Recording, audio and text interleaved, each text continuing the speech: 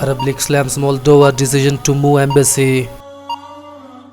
Turkey already bought Russian S-400 system, Erdogan. Russia's stance on Turkey S-400 purchase unchanged.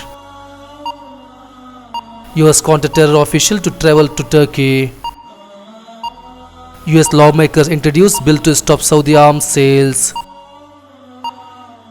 Austria to shut Saudi-funded center in Vienna. Japan's Abe visits Tehran to ease tensions.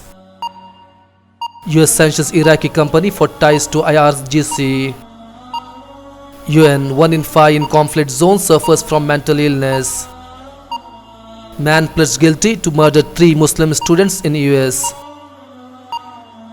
India extends President's rule over Jammu and Kashmir.